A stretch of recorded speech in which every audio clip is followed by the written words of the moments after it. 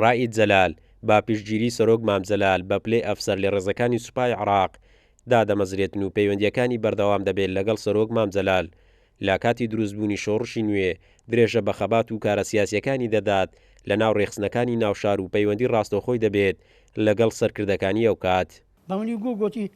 مامەسییا وتم بڵێ وتی دەولە کرایتەوە حەز دەکەم من بە یەکەم مامجەلال بڵێ ئەی وەرەقەشی لێوەرگم لۆ حەمەد منفەرەت ئەو وەختی محافظی هەولێر بوو 6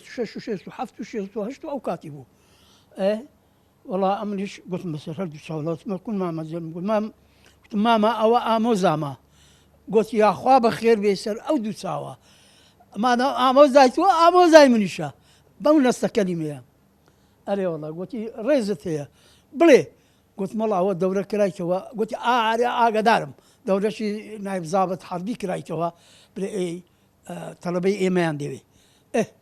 گوتم دی کاغەزێکمان لۆ بنووسە بۆ محەمەد منفەرەت کە ناوی داخل بکە گوتی بەسەر ئەو دوو چاوە کاغەزەشی نووسیتی ئەو کوڕە جوانە بەو نەسا ئەو کوڕە جوانە داوای ئەوە دەکا کە بستە ڕێزی عەسکەری داوایەکەی قبوڵ بکە بەڕێز جەنابی مامجەلال. ڕائید جەلال هەمیشە بەرژەوەندیەکانی کورد و یەکێتی لە پێش بەرژەوەندیەکانی خۆی و خێرزان و بنەماڵەکەی داناوە و هەمیشە لە ڕێزی پێشەوەی شۆڕشی نوێ چالاکانە لە شەڕەکان بەشداری کردووە وەک هاوڕێ و هاوسەنگەرانی دەڵێن پێشمەرگەیەکی خەباجێر و دڵسۆز و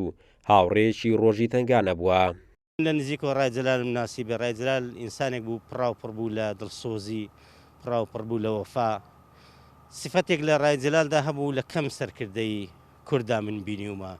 ئەویش پڕاوپڕ لە ویژدانی کوردایەتی ئەوە سفتێکی زۆر گرنگە لە ئینسانی شۆڕژێردا هەبێ کە بەرامبەر دێوەزمەیەکی وەکو بەعز بجەنگێ کە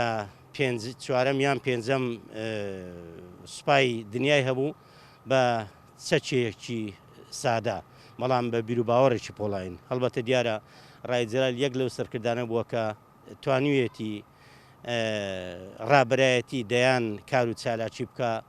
بە کەمترین خەسارەت. فەرمانداری و جەلال عەبدولقادر عەزیز ناسراو بە ڕائید جەلال لە دایکبووی ساڵی 1950 گوند و دووشیوانی سەر بە پارێزگای هەولێرە و دوای زیاتر لە 40 ساڵ خەبات و تێکۆشان لا ساڵی 2012 باری تەندروستی تێک دەچێتن و بۆ چارەسەرکردن ڕەوانەی دەرەوەی وڵات دەکرێت.